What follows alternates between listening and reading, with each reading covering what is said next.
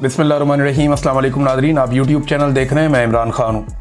शहीद अरशद शरीफ की वालदा का इंतकाल के बाद उनकी तदफीन हो गई है और बहुत बड़ी तादाद में लोग वहाँ पे गए। लोग ताज़ियत कर रहे हैं, लोग दुआ कर रहे हैं उनके लिए। और पाकिस्तान भर में लोगों को बड़ी तकलीफ़ है कि एक माँ अपने बेटे के लिए इंसाफ मांगती मांगती इस दुनिया से चली गई। ये कोई पहला वाक़या नहीं है। पाकिस्तान में बहुत नाइंसाफ़ियाँ हुई हैं। बहुत सारी माँओं की आंखें अपनी दहलीज पर लगी हैं जिनके बच्चे जबरी तौर पे गुमशुदा किए गए हैं। बहुत सारों की लाशें मिली, बहुत सारों की लाशें भी नहीं मिली। पाकिस्तान में एक जबर की सूरत हाल है, एक जुल्म की सूरत हाल है और बेशुमार माँओं को उनका सामना है।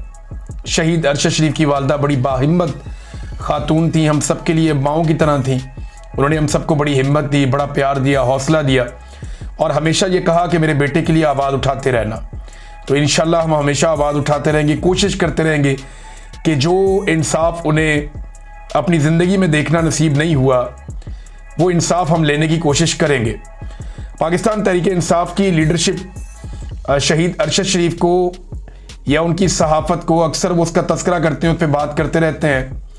पिछले दिनों वज़ीर आला खैबर पख्तूनख्वा भी गए थे, उनकी वालदा को भी मिले थे, उनकी अहलिया को भी मिले थे।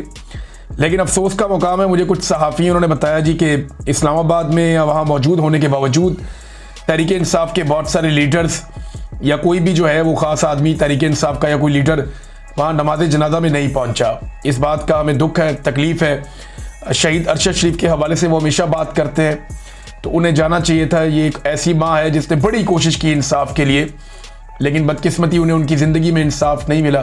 3 साल और 3 दिनों तक उन्होंने कोशिश की और आखिरी वक्त तक जो लोगों से वो बात करती रही वो यही बात करती रही कि अरशद के इंसाफ के लिए आवाज़ उठाओ। हम हमेशा आवाज़ उठाएंगे इंशाल्लाह और एक दिन इंसाफ होगा, हम सारे होता हुआ देखेंगे भी। अब नाजरीन, कुछ खबरें मैं आप तक पहुंचाता हूं कि 4 सद्दा का जलसा हुआ पहला। अगले दिन खैबर के अंदर एक जरगा हुआ बहुत बड़ा, वो भी एक जलसा था। और उसके बाद अगले दिन करक के अंदर एक बहुत बड़ा जलसा हुआ। तो सीएम अफरीदी साहब जो हैं वो उन्होंने बड़े तगड़े हैट्रिक की है जलसों की और अवाम की उनके अंदर शमूलियत से अंदाज़ा होता है कि एस्टेब्लिशमेंट के लिए मुश्किलात पैदा हो गई हैं।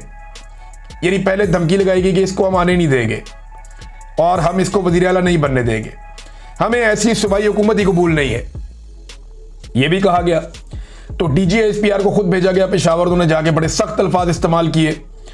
लेकिन अब एस्टेब्लिशमेंट के लिए मुश्किलात बढ़ रही हैं। जितना ज़्यादा सुहेल अफरीदी साहब को टाइम मिल रहा है वो बिल्कुल इमरान खान साहब की तरह तेज़ी से जलसे कर रहे हैं। ये इमरान खान साहब ही करते थे, एक दिन में 2-2 जलसे, और वो यानी 60 जलसे उन्होंने ऊपर नीचे एक दफ़ा कर दिए थे।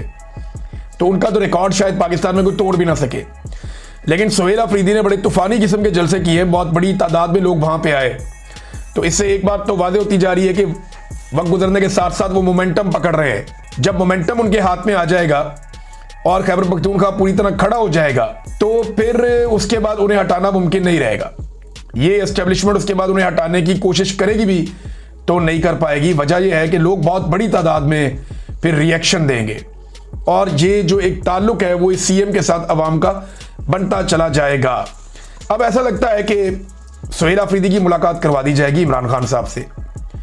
वजह यह कि एस्टेब्लिशमेंट ने अपनी जिद करके देख ली कि पहले हमसे मिलो फिर इमरान खान साहब से मिलो।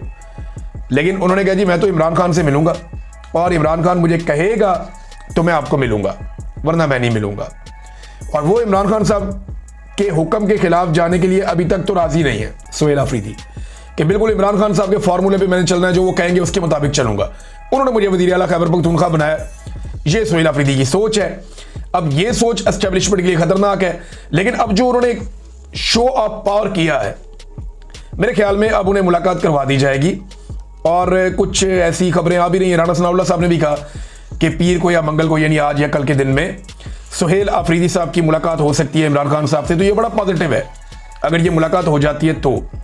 सुहेल अफरीदी ने जो जलसे किए उनमें कुछ बड़ी सख्त बातें की, लेकिन करक वाले जलसे में वो ज़्यादा सख्त बोले हैं। DGISPR का जो धमकिया में उनकी जो बातें थी उनका भी जवाब दिया कि घटिया जुबान इस्तेमाल की गई DGISPR की जानिब से पेशावर में आके। वफाकी वज़रा के बारे में उन्होंने कहा जी कि ये इनका मैंडेट भी नहीं है, जाली है, और ये मेरे बारे में गलीज़ इन्होंने इल्ज़ामात लगाए और घटिया ज़ुबान इस्तेमाल की। लेकिन मैंने कभी उनकी ज़ुबान में जवाब नहीं दिया, मुहज़्ज़ब तरीके से असम्बली के फ्लोर से मैंने जवाब दिया। देखिए ये बात मैंने भी आपको कही थी पहले नादरीन के जो DGISPR ने किया वो ये कर तो गए खैबर पख्तूनख्वा में आकर, लेकिन उन्होंने जज्बाती होकर या जैसे भी है वो गलती कर दी। जो एक सरकारी मुलाजिम होता है ना वो अवामी नुमाइंदे के साथ पंगा नहीं ले सकता, और ले तो इस लेवल तक वो जा नहीं सकता, और अगर कुछ करना है तो वो पर्दे के पीछे रहकर कर सकता है। जब वो अनाउंस कर देता है ना तो वो कमजोर हो जाता है, फिर उसकी वो ताकत नहीं रहती। तो अब सुहेल अफरीदी साहब के हाथ में है, वो इसको जहां मर्जी मरोड़े। अब अगर कभी भी उनकी हुकूमत गिराने की कोशिश की जाएगी तो डायरेक्ट जो इल्जाम है वो आएगा DGISPR पे और मिलिट्री एस्टेब्लिशमेंट पे। ये तो पहले ही कह चुके हैं कि हम हुकूमत नहीं कर देंगे, हुकूमत नहीं चलाने देंगे। मादनियात के ऊपर बहुत सारी बातें की हैं, लेकिन मादनियात के हवाले से जो है ये वो चीज़ है जो एस्टेब्लिशमेंट को बहुत तंग करती है, क्योंकि पाकिस्तान की मिलिट्री एस्टेब्लिशमेंट को ये लगता है कि पूरे मुल्क के अंदर जहां पे जो भी है उसके हवाले से फैसला मिलिट्री एस्टेब्लिशमेंट को करना है। सियासतदानों का कोई हक नहीं है उसके ऊपर फैसला करने का।